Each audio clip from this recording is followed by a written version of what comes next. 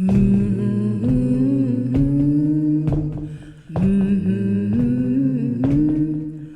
they closed down the mill and they closed down the mine. They said you can't work but pay your taxes on time.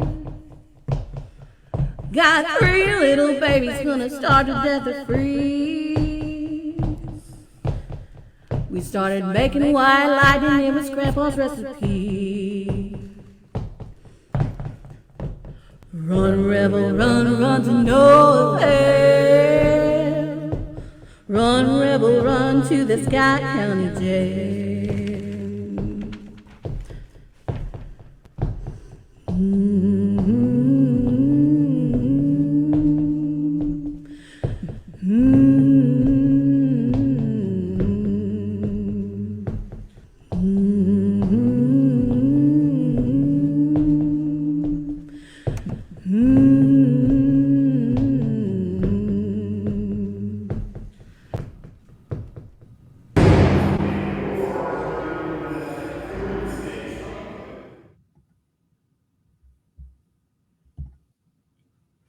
Hey everyone, and welcome to this week's edition of the Jailhouse Informant.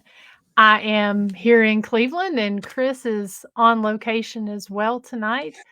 Hey Chris, how are you? I'm doing well, Miranda. How are you doing tonight? I'm doing good, Been a busy day here on this end. How about for you? Yeah, I'm down here in Florida right now, so I'm enjoying the Florida heat. Doing a little farm stuff down here with my parents for a few days. So I love being back home, but definitely looks like you're packing more stuff up. I am. We are packing things up, getting closer, going to be moving officially up to Scott County this week. So very, very excited about the progress this has made. It's been a long time coming, but excited to be up there because we definitely have some really exciting things that we've been working on behind the scenes. We are back to officially normal daytime business hours there at the jail, our typical 5 days a week, even though this week we've sort of been, because of moving and traveling and everything, we have been closed. We're closed today and we'll be closed tomorrow. Mm-hmm. And Thursday as well. So, but then as Miranda said, we are back to 5 days a week. So y'all come in and visit the jail, and also check out our After Dark tours. We have some flashlight tours up, escape room tours, or escape room bookings that are available through the month of March. A couple of guided ghost hunts as well. And I know we keep teasing about it, but this week we should be making a really big announcement. Very excited about that. I think everybody will be excited about that once we announce that. So yeah, just keep watching the Facebook page, because it's something that, as Miranda said last week, we've been working pretty hard on. There's just a lot of moving pieces with it. But once we get rock and rolling, I think it's going to be a lot of fun. We're very excited about it. Yeah, as far as fingers crossed, we will be making that announcement this week. And, also, let's see, I thought I lost sound for a minute there. Everything cut out. Can you still hear me okay, Chris? Mm-hmm. Yep, I got you. Okay. And, something else that we are excited about, that we've been talking about, is that, we've had our new intro there for the show. Actually, she just popped on here to the show here, Miss Bethi Lewis and the Electric Pineapple. She has been gracious enough to let us use a song that she wrote about the historic Scott County Jail. I know we are actually working on a new initiative with some other local songwriters as well, that we will be showcasing some of these different songs on our intros. So our intros will be changing from time to time over the next little bit. So gonna want to stay tuned for that. But thank you to Bethi Lewis for letting us utilize that song. Very gracious and honored for that, and very excited to highlight local singers and songwriters. Yep, absolutely. And so we'll be starting that here in the next couple of weeks as well. Again, something that we're really excited about, because it allows us to partner with the community in a variety of ways. One of the other things that we're partnering with the community on is bringing community art into the county jail. And so we do have our Tag the Cell campaign going on for those who are not familiar with that. I'm going to pull that up, Chris. Yeah, Keep talking. Yeah, so for those who are not familiar with that, when the jail was given to Huntsville, the town of Huntsville in 2017, Huntsville got a tourism grant and they painted over all of the graffiti in our cells. So what we wanted to do was really kind of have an initiative where our local artists tag the cells. So we have pre-painted canvases that are pre-painted the exact color of the jail cells. And you can come and get one of these canvases. They're $10. That pays for the canvas and the paint. And you can put anything you want on it. You can put you can draw a full picture. You can put song lyrics, a poem, whatever you want. But we want to really have community art around the jail in the cells that no longer have graffiti. So this is our latest example of Tag the Cells. Very excited. This is a great interpretation. It's called Nap Time with Celly. And we really appreciate the artist bringing that in, and it will be hung with the rest of these submissions that we've had for Tag the Cells. So come on, guys, we really need some art up there. So please take advantage of this initiative because it's something that we really are excited about.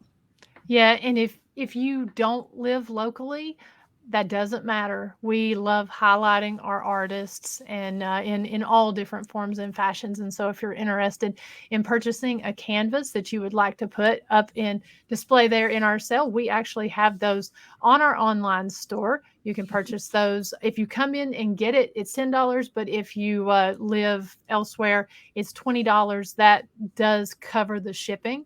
And so if you would like it returned to you, just get in touch with us. But we've had like 2 or 3 people who have purchased online there that don't live within the community. Yeah, absolutely. So we've had 3 submissions returned. We know of at least 3 others that have purchased, and then 2 that we've mailed off to. So we're just waiting for those to come back in. And so they're really cool. It's really great seeing some community art. We have a placard up there that explains what we're doing in the cell, and the visitors who come in it's a really cool thing for them to see. So again, if you want to participate in the Tag the Cell campaign that we're doing, please let us know because we'd love to have your submissions. Yep. We also have our March dates up on the calendar. Everything in March for our guided ghost hunts, our flashlight tours, and our escape room. We've filled the month full of those dates.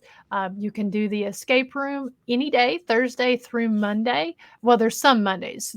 Sometimes it goes Thursday through Sunday and sometimes Thursday through Monday. 4 p.m., 6 p.m., and 7:45. And just remember those times are Eastern time. We are in the Eastern time zone. But we have those full. We also have flashlight tours. And this month, just got to say happy Women's History Month, Christy, and to our ladies that we have on here tonight. Being that it is Women's History Month, we are highlighting women's history here in Scott County, not just people who had a history or historical tie to the jail, but also a historical tie to Scott County itself. So we're very excited to be able to incorporate that on this month's flashlight tour as well. Yep. So it's going to be a great month. We've got a lot of great guests coming up, but we're really excited to talk to the 2 ladies tonight. They've become just great supporters of what we're doing, but really great friends. We've had the opportunity to spend a lot of time with them, and just these ladies are just salt of the earth, and we just cannot speak highly enough about them. Yeah. We met them last year and really got the opportunity to get to know them well here over the last little bit. And so since we've been traveling all over, highlighting historic jails, we've done that, I guess, like for the last 6 weeks. We thought it was only fitting to go and visit our neighbors just to the south of us in Morgan County. So we're going to be talking about their museum as well as maybe kind of talk a little bit about the old jail there, but definitely the museum and what's going on in Morgan County. So everyone, please help us welcome Miss Jill and Miss Barbara. Hey, ladies. Hi. Thank y'all for being here tonight. How are you? Good to be here tonight. Thanks for having us. Absolutely. So, as we said, it's just... So we're just ready to fire away some questions. Well, when Miranda and I really first started the idea of opening the historic Scott County Jail, we were looking for museums that we could emulate and partner with, and really take advantage of kind of y'all's expertise of how we could open a museum. And one of the very first groups that we reached out to was Morgan County, and Jill and Bridget and Barbara. We've just been able to meet you here recently, and so we just really appreciate what y'all have done. And the Morgan County, the museum that you have down there is fantastic. We got to visit it for the first time. Well, I did first time a few months ago, and it's spectacular. Thank you. We're very proud of it ourselves. Well, thank you. It's definitely it is a work in progress still that we're trying to achieve some type of a set venue that will be fairly consistent. Right now, it's still pretty transitional in what we're able to do until we are a little better staffed, and then we actually are able to take what acquisitions have been donated and get them arranged in a way that's going to be meaningful to the visitors who come. Mm-hmm. And we just kind of wanted to show folks, just in case you're not local, where Morgan County is located here in Tennessee. The museum is located there in Wartburg. And so if you're coming to visit the historic Scott County Jail, it's roughly about, I would say about 30 minutes from there. Yeah. So why don't you ladies, because we've had the Morgan County Chamber of Commerce on, and they shared some of the great things that you all have doing. I mean, Bridget was just absolutely wonderful to have as a guest last March during our Women's History Month. So if you don't mind, just kind of talk a little bit about this very cool location that your museum is located in. Well, we were fortunate enough, and when I say we, I mean the Morgan County Genealogical and Historical Society, fortunate enough to purchase a vacated building in 2019. It was originally built in 1922 as a bank, and it's a really nice brick 2-story building, and the bank functioned there for several decades. And then ultimately, they deeded the property over to the city of Wartburg. And then when the city moved into new offices, the building was left vacant for a few years. So going into it, we knew once we acquired it, there was going to be a renovation process involved. So because that fell right in the middle of that little pandemic that we had. So we spent additional time in the renovation process more than what we had anticipated doing. Finally opened the doors in late 21. And in doing so, the whole building has been renovated, and we have designated the first floor as a space for temporary exhibits. And our goal is to highlight different communities throughout the county. The acquisitions that we on society are minimal, so we rely on the people in the county to contribute to the cause, if you would, and place artifacts and items of remembrance that they have on loan with us. So we were able then to develop a nice exhibit to tell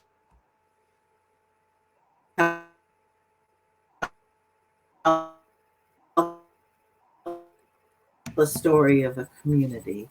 So we started doing,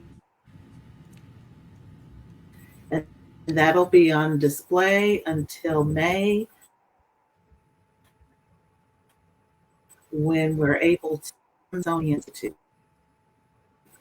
Very excited about that. 6 locations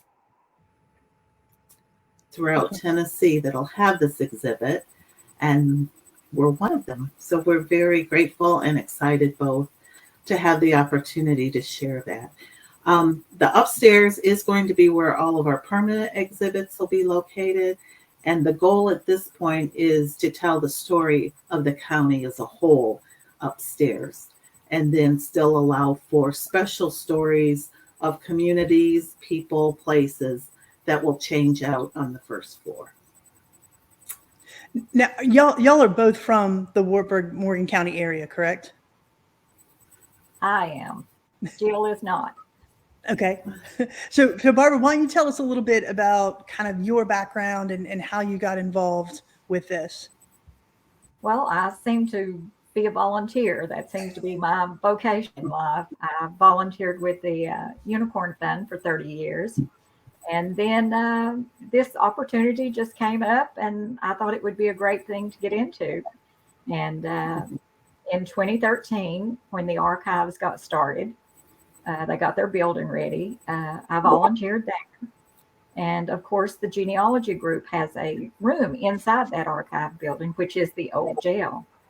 And so I have been treasurer ever since 2013. So I just go back and forth from the archives to the genealogy group.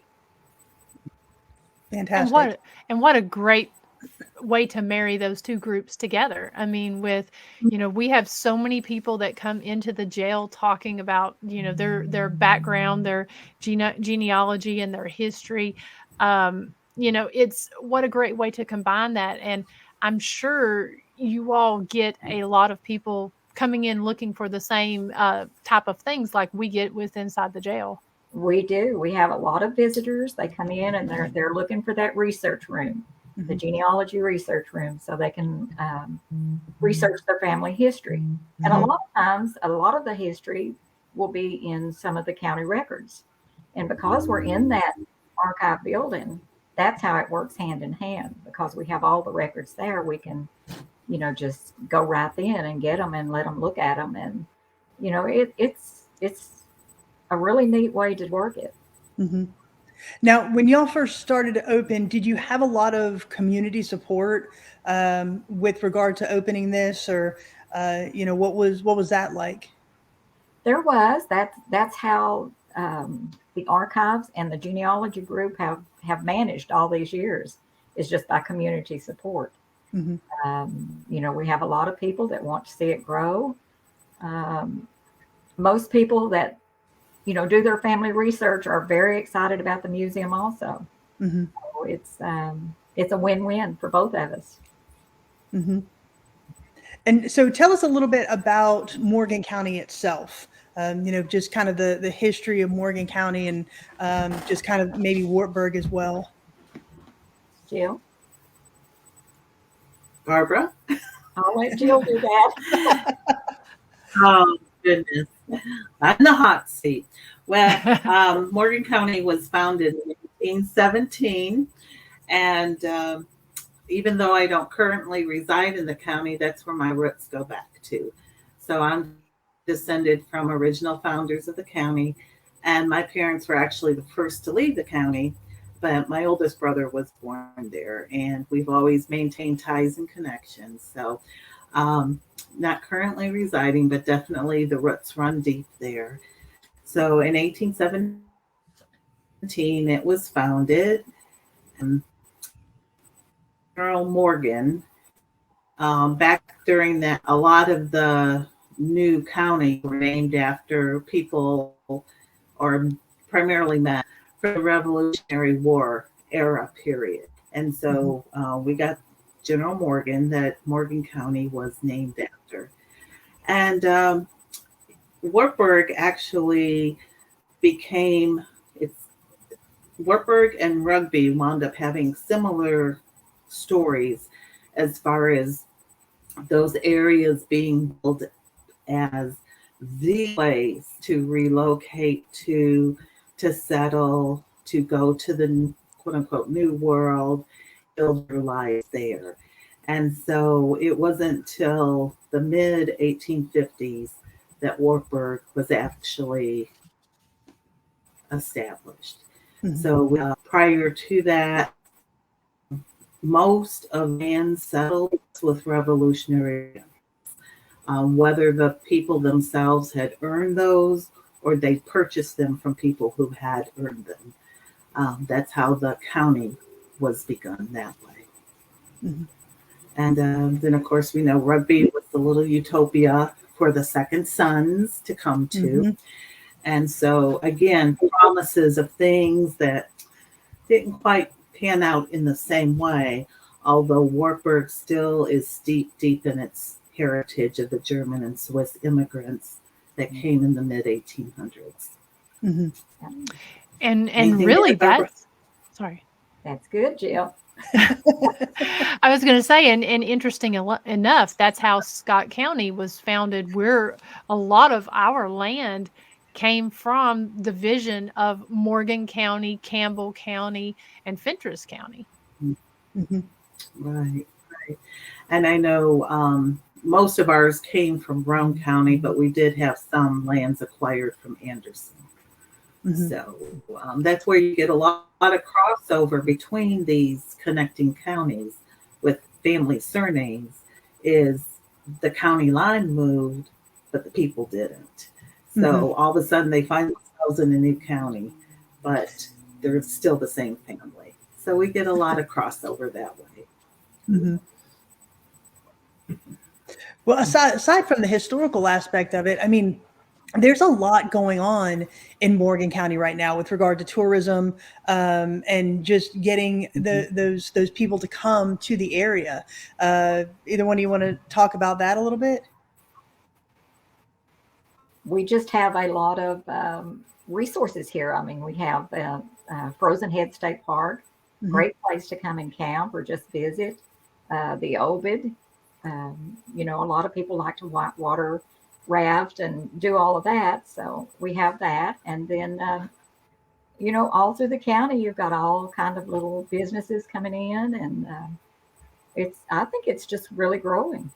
And that's kind of what we've been hearing. Like I said, it's interesting because it seems like in the last several years, y'all really have taken advantage of those natural resources, like you said, the Obed and the hiking, and I think you've got a couple breweries there now, right? For the tourists that come in, and all of the natural resources, which is, to me, tremendous. It's just a great way to marry, that tourism, get those tourism dollars into the county, especially, after the pandemic, to really get those people in.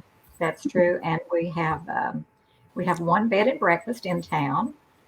We also have a hotel coming. So, things are looking up. We have an Italian restaurant that will be open fairly soon. The tourism does a lot of work. Chamber does a lot of work. Bridget's done really well with that when she was in it. I think we're just growing. Absolutely. And, a project that I thought was very cool to see happening, because I know that we are all four of us here are very interested in the preservation and historical restoration of locations, would be the old Stonecipher house. I know I saw where Jill had posted not too long ago about the renovations that had been done at this location. She's done a lot of work with that, and that is some of her kinfolk. Okay, and that's the oldest house in Morgan County? The oldest standing. The Hall family did have a home that was built in the comparable time period, probably a little sooner than that one, but this has existed in one piece, so to say, the longest in the county. It was built in 1813 by my great-great-great-grandfather, Ezra Stonecipher, and he and his family resided there until shortly after his death in the early 1840s, and then they sold the land to the Kelly family, and the Kelly man married Melinda Hall, and of course the Hall families were original settlers. And I descend from the Halls as well. So I feel connected in both ways to the home place that grew through the years with the Kelly family, with additions being put onto the house itself. But there was a grassroots effort because the house was going to be sold and the property split up, and more than likely the house raised. So a grassroots effort was formed with the family and then interested parties in the county, so that it ultimately wound up state of Tennessee. And then that is in Frozen Park, and the property acquired became a part of the park. Oh, cool. So the exterior renovation is complete. If you drive down the road, you're going to see it looks like bright white lights. It's just a bright white paint. It'll dull into time, I'm sure. Authentic look to the and the interior is actually, there's the bright white light. The interior work and study is underway currently.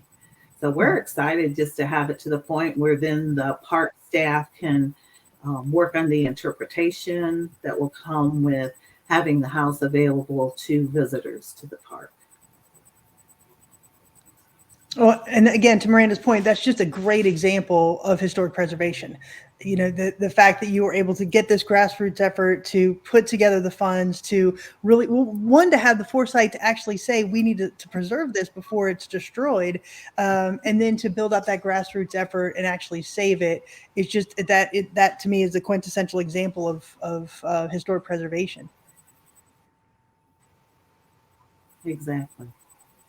Yes. So I've been kind of trying And to then pull up. with the work being done at the old. Oh, no, that's No, okay. go There's ahead. a little lag on my end. It's my great internet connection. But no, please go ahead. with the work being done with historic preservation to address that topic, you know, the old jail was in disarray when the county gave it to the Archives Commission to house the precious records that we have from the county. And so it definitely was something that needed to be looked at. How can that best be accomplished? And that's when the partnership developed between the Genealogical and Historical Society and the county archives to get that done. The Morgan County Tourism Alliance has undertaken a huge project with the old Tanner building, which is now completed. They're serving food up there like the old cafe. So they have done very well with their restoration efforts. And then there's another organization, the Tanner Association, which is working on restoring the old Tanner home on Main Street in Wartburg. So just in that general vicinity, within miles, a lot of work has been done and a lot of preservation accomplished that way. And downtown, if you've not been to downtown Wartburg there, I mean, it's so cute with and we popped up on the screen a few minutes ago, the courthouse and just the area that's around it. I mean, it's very pretty, especially in the fall with the clock tower and the trees and everything. And you guys have a really great location right there, being surrounded by the nice old buildings there in the area. We do, but I think the courthouse is the best one. Mm-hmm. Yeah, the courthouse is actually gorgeous. We actually had a group picture there a couple weeks ago. So no, and to Miranda's point, just to walk down the downtown there, it's very cute. And the fact that all of this is taking place to me is it's really heartwarming, because you do want to preserve these buildings, right? So you can have that connection to the past. And so, like I said, when we went into the museum there, I was actually really blown away by what you guys have done there. And so, can you speak a little bit about some of the exhibits that you have there right now? Well, right now, our current exhibit is. Oh, go ahead, Barbara. Go for it. No, you go ahead. Right now, we have the Wartburg exhibit.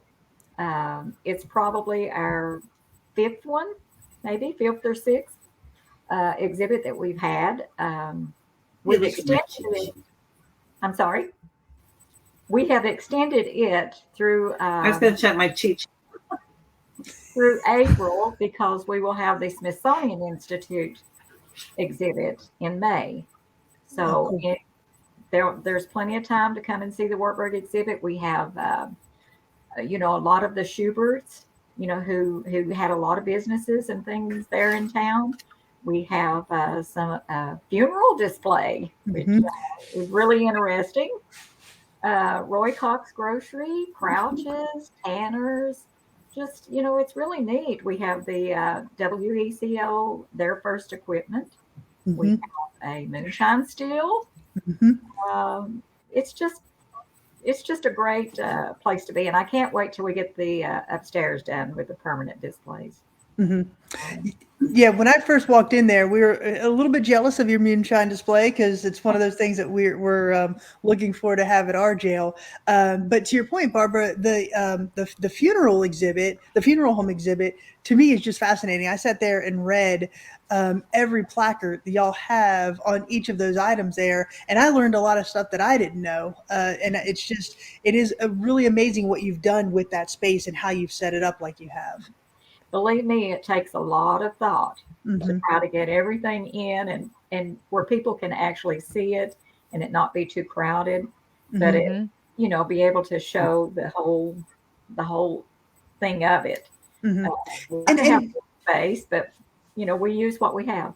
And it does have a very nice flow, right? You've got a way to kind of walk through it where you're not just looking at these random things. You've got it set up to where it all, for lack of a better term, makes sense as you're walking through it. Now, to get these displays, are people bringing them to you and then you build the display around it, or do you have an idea for something and you ask for the public's help to get those items? It's both. It's actually both. If they have something, if we have someone who has artifacts to bring in, then we'll work an exhibit around that or a display around that. If not, we will make one up ourselves, which we have had to do a lot because if you don't have a lot of artifacts, it's mainly just pictures and posters and things like that. So we try to make that as interesting as we can and as factual as we can. So it works, I think. We have... people seem to really enjoy coming in. Now, do you all have a background at all in museum curation? Because it's very well put together. It's very neat. It's very pleasing to look at. And that's one of the things, when you walk in, you just feel how nicely put together and everything this is. And because that's something Christy and our backgrounds are definitely not museum curation. Thankfully, we each have our own. We're each creative, but which kind of helps. But having that background, so do either of you have a background in museum curation? We don't. I think it's that we're both creative, and I'm a former educator, and so I think between the combination of the creativity and ideals and how people do reason best to input and the ways in which they need to see things because we're all so different. But yeah, a lot of creativity. And just got to pull up Bridget's comment. Very kind comment. And we definitely echo that sentiment because, it's when we met you guys, we could really see the passion that you guys have for the genealogy, the history, the preservation. And so thank you for putting all of this together and, sharing this story and making it accessible to the community. And thank you, Bridget.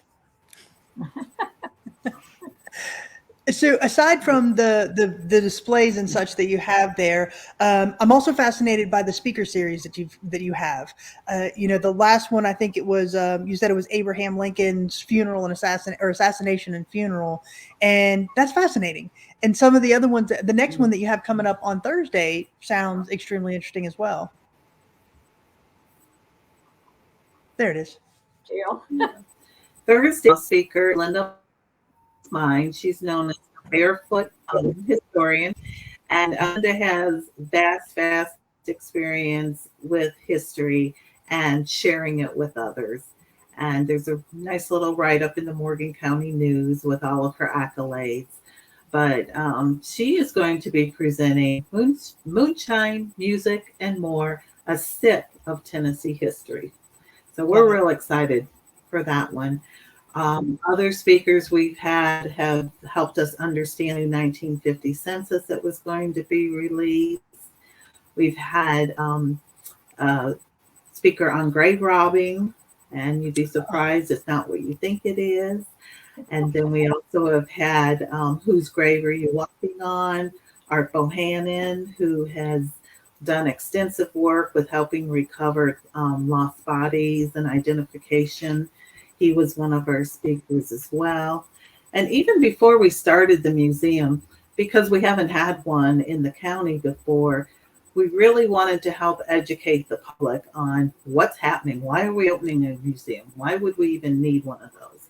And so we had a 3-part speaker series that was funded through Humanities Tennessee. And we brought in 3 different speakers that then addressed different facets of museum work, its importance, and what people can gain from it. So that was very valuable to us as volunteers to understand the bigger picture, but hopefully also to those who attended from the community too. Mm-hmm. Yeah, and so that, like I said, that's what to me is so fascinating, because you do have such a variety of speakers and different presenters, and it's something that, you know, if you just kind of watch your calendar, you can find such a vast array of speakers on such different variety of topics. So how do you find them? Are these people that you know? Do you just reach out, something that you're interested in? How do you find these speakers? A lot of it is connections I've made through the years, especially with a lot of my historic organizations that I do belong to. Mm-hmm. But the last couple intriguing ones with both Lincoln and grave robbers has been one of our friends from Wartburg, who's in with Davis Funeral Home. So he had a list of titles for me to choose from, and he told me he was a little surprised at my first one on grave robbing, and I said, "Yeah, but you're talking to genealogists, very interested in that." And, so yeah, we do want to try to get people as local to it, but most of them that come to us to see. Mm-hmm. We also have during the exhibits, like for the Gobi exhibit, we had a lady from a young woman from Georgia. She had done a lot of metal detecting in that area, and she brought a lot of her artifacts that she had found there.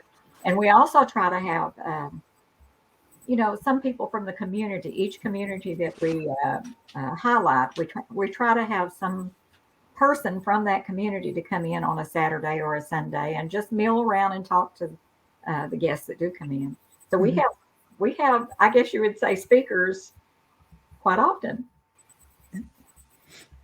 Yeah, and that's something that we would love to do at our jail. It's just, our space is obviously a little bit limited with what we've got, but that's one thing that's so great about your building, right? When mm-hmm. we walked back there for the first time to that back room, and you can seat 20, 25 people back there. So it really is a great asset to be able to marry, this speaker room with the actual museum. I think that's just a great asset to have on your location, at your location. Yeah, we're very blessed to have that, and it provides a couple extra rooms for storage and staging, and it's really been an asset to have the additional space back there. Mm-hmm. Mm-hmm. So, Barbara, when you have the permanent exhibits that are going to be upstairs, can you speak a little bit about what some of those are going to be? Well, I guess it will start off with the earliest, the paleo, and then we'll go to the 1800s. And then, probably 1940, 50, I believe, is what we settled on for, for the ending there. But we're getting ready to get that started, and mm-hmm. I'm excited about that. Absolutely. So do you have any? I was just going to say another nice feature up there is we're actually going to have a photo and art gallery as well. So that we will feature local photographers and artists. So that'll just kind of enhance all the old stuff with some things that are fresh as well, fresh and new.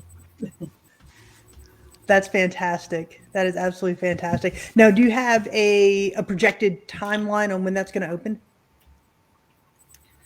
It keeps getting put off. Honestly, our major obstacle to that is with having a 2-story building. For safety, we need more than one person in the building at a time. So our greatest deficit right now would be volunteer labor, to be able to have consistently at least 2 people in the building at a time. So as soon as we can see that coming down the pike, because we have the vision for the rest of it, it can fall into place pretty easily. We just need the manpower to staff it. And what are your hours for people who want to come by and visit? We're open on Saturday and Sunday from 11 to 3. That's about all we can handle right now. But, if we had more volunteers, we would open more. Yeah, that's kind of the the interesting. And then we are open. I'm sorry. Go ahead, Jill. Our resource room hours are Tuesday, Friday, 11 to 2, and Barbara and I work both places, so we do the resource / archives, and then the museum as well. So that's why hours seem limited at the museum, but we felt that weekends being open there would be beneficial than to carve out or take away from a weekday slot of volunteers. And we've got up on the screen the phone number where you can find out more information. Excuse me, if someone's traveling to the area, or if they're just curious have questions about your lecture series, or whether you're open or not. We're really, really hoping to get some motorcycle rides and everything set up, because we do a bars to bars tour. And so we're hoping to get that set up, that will start at the jail and take people around and be able to stop at this museum, because people have got to see it. I mean, it's just somewhere that you can come in and spend some time in learning about Morgan County history. We'll be more than happy to have you. Well, we appreciate you including us.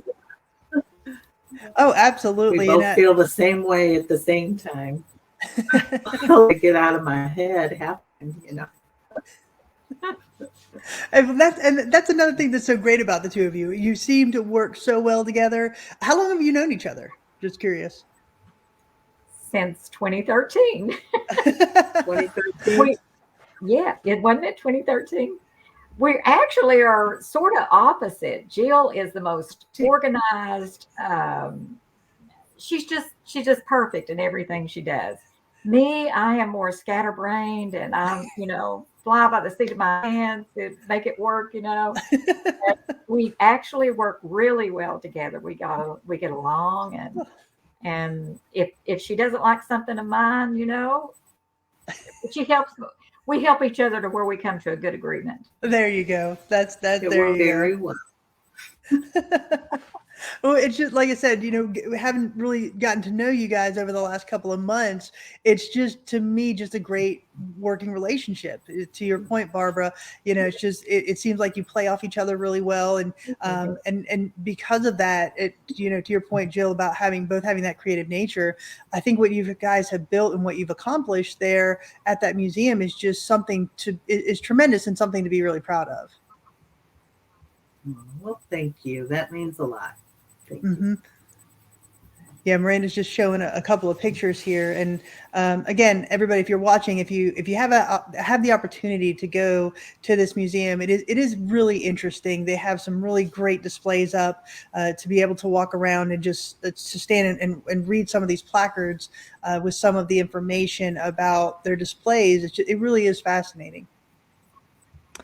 Yeah, and I was looking, there was one picture I pulled it up a little bit earlier, and I want to, excuse me, pull it back up again.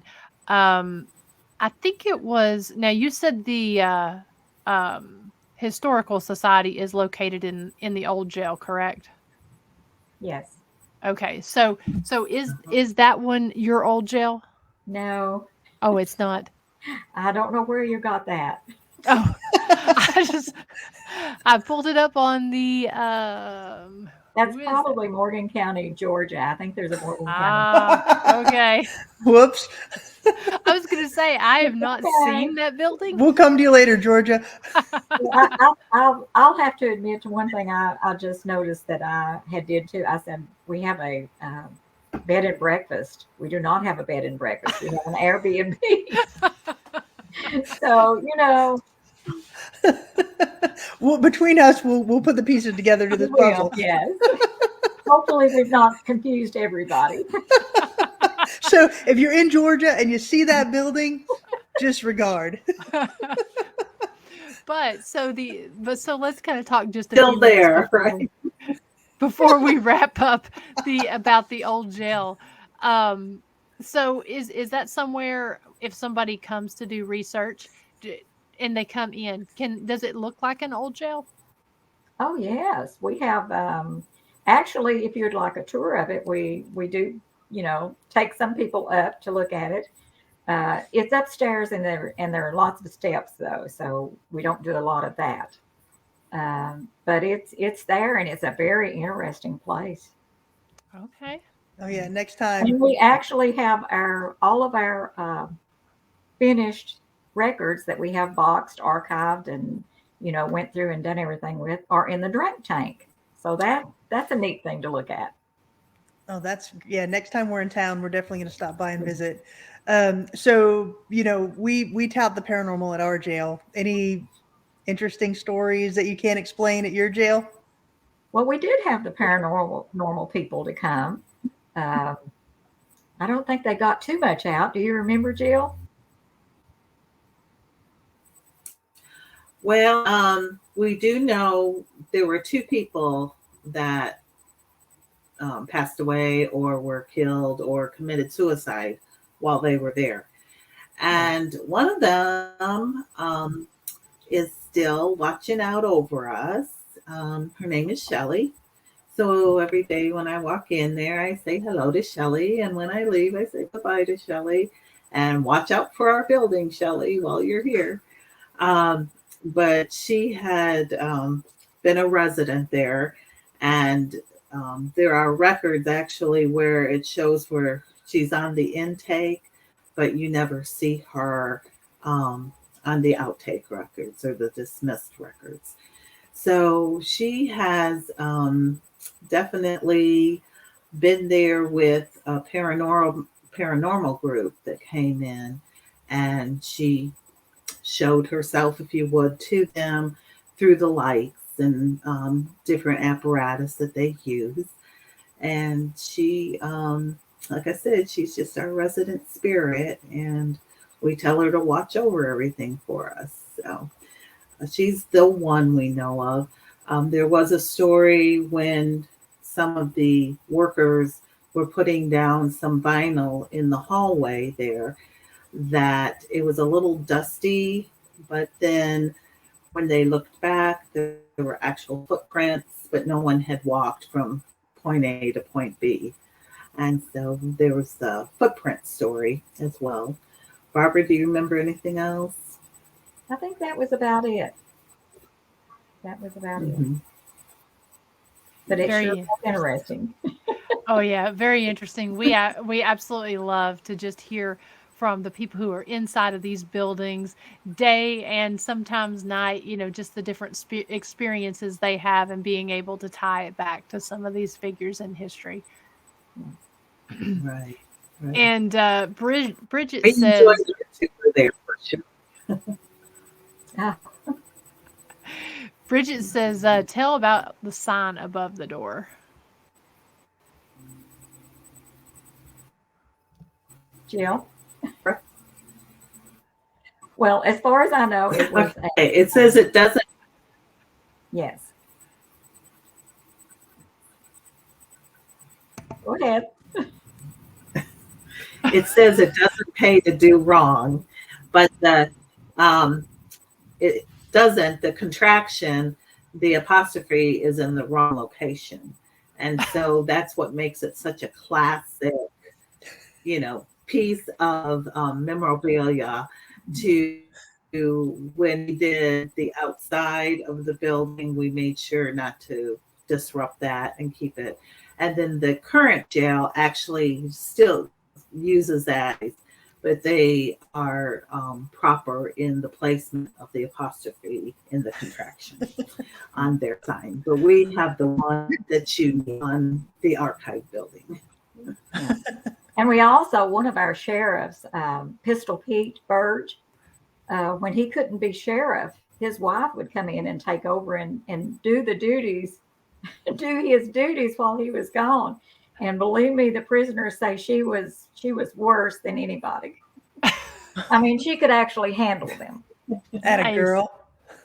Nice.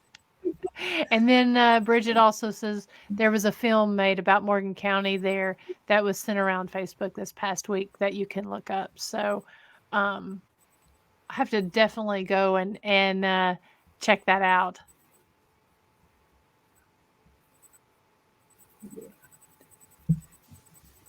Well, Bridget, ladies, is that one that they had filmed several years ago, but it's now released?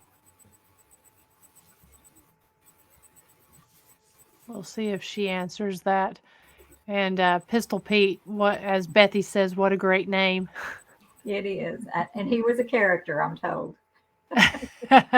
He actually had a son that became sheriff also, Cecil Burge. That's very cool when you can look back He's the one at that your confiscated the sheriffs. seal. That's true. He did. That's great. We're still going to find ourselves one at some point, we hope. But Well, I discovered when researching that most sheriffs would keep stills that were somewhat unique as souvenirs. And so this one had been kept around for so long, and we were ultimately able to acquire it. Well, Yeah, again, go ahead, Miranda. I was just going to say they seem to be rather hard to acquire.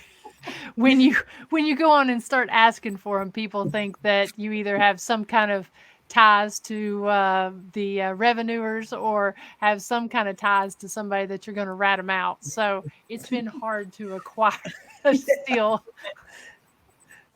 Actually, one of our Definitely. older Bible thumping ladies, well, Bible believing, I should say, a very, very religious person, very good woman. She was instrumental in getting that for us, but I just think that's so ironic, she's such a, and then here she comes up with a steal.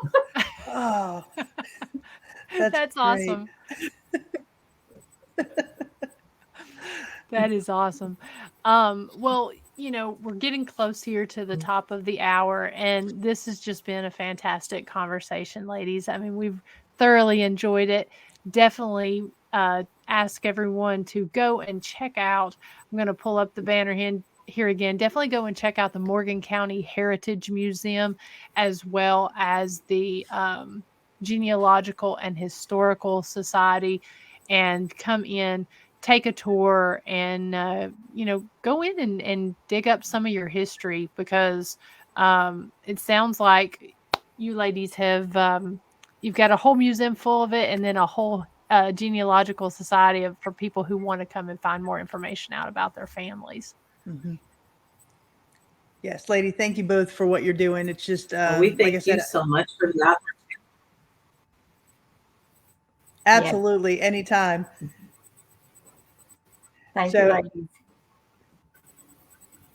All right. Well, looks like we got some more visitors coming your way. Awesome.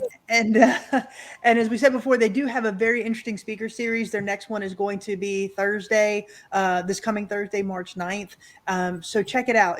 I wish I could make it. If I could, get there from Florida, I'm going to head up early Thursday morning. If I can make it from Florida by the time it starts, I definitely plan on attending. But it seems like a really interesting series. So check it out. And where is the best place if folks want to follow and find out about your series? Where is the best place that they can go to do this? I would say our public Facebook page. We always make sure all the announcements are on there, so you can find us there. We also have a private Facebook group, which is primarily genealogy based or history based, their family histories and photographs and such there.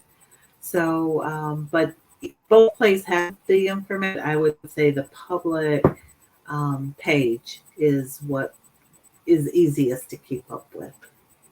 Okay. Very Yeah, cool. because it looks like you guys put a lot of that information out there on that page. So I know we definitely want to try to hit some of those speaker series whenever, if I wasn't moving this week, I would definitely be there as well. So, but thank you, ladies. And thank you so much to everyone over here in the chat room. We definitely appreciate you watching the show and, your comments and also your support of these locations. If you're local to the areas, go check them out. If you're not, plan it on, put it as a pin on your map when you're passing through so that you can visit whenever you're going to visit some of the other locations as you're passing through. Absolutely. Again, Jill, thank you. Barbara, thank you so much. So we're going to put you back off the screen for a few minutes and we'll say our goodbyes here. And then we'll tell you guys bye in just a few minutes. Bye-bye.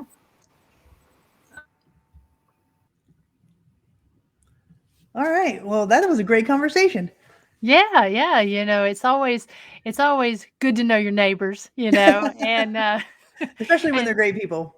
Exactly. And it's awesome to be located near those folks who do great work and to be able to partner and work together on different opportunities that we have coming up. So I'm just really looking forward to getting that motorcycle series going so we can do some jail bars and some handlebar therapy. Yep, absolutely. And they'll be here in the next couple of weeks. They'll actually be coming up and doing our escape room. So we'll see if Jill and Barbara and Bridget and Karen can actually get out, and Pat can get out of our escape room in a few weeks.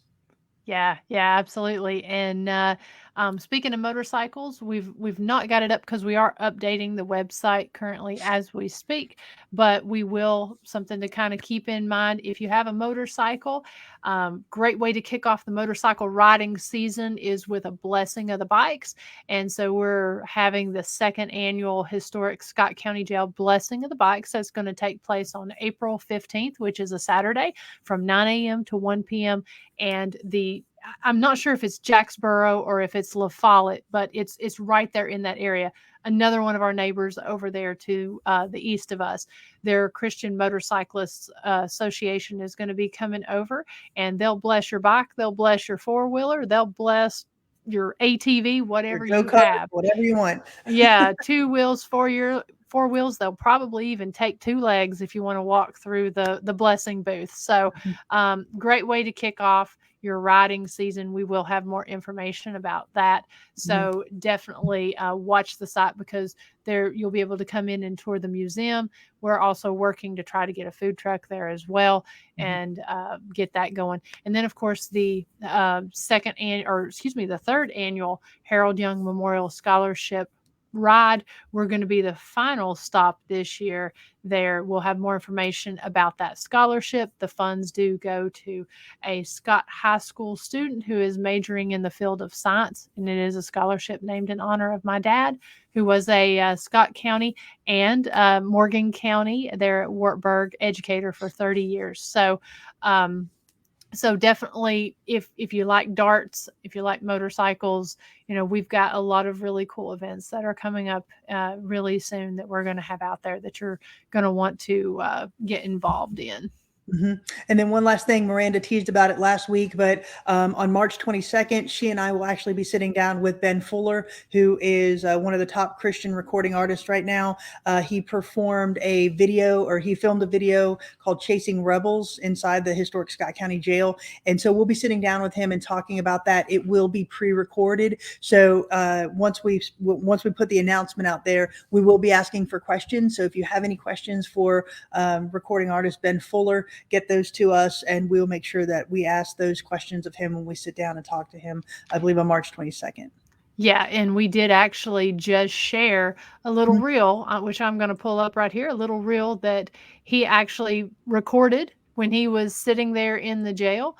Glory, glory, hallelujah. Glory, glory, hallelujah. His truth is marching on. In the beauty of the lilies, Christ was born across the sea, with the glory in his bosom that transfigures you and me. As he died to make men holy, let us live to make men free. His truth is marching on. So just a great artist and a great testimony. So we'll be looking forward to talking with him, and then kind of behind the scenes look at how he filmed the video Chasing Rebels inside the jail.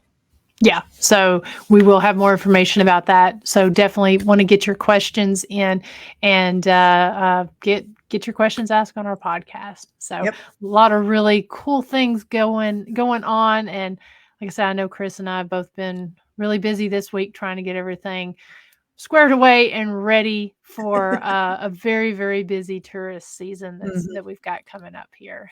Yep. But we thank you all so much for your support. Thank you for being here tonight. And thank you to our guests, Jill and Barbara. And we look forward to seeing everybody again next week.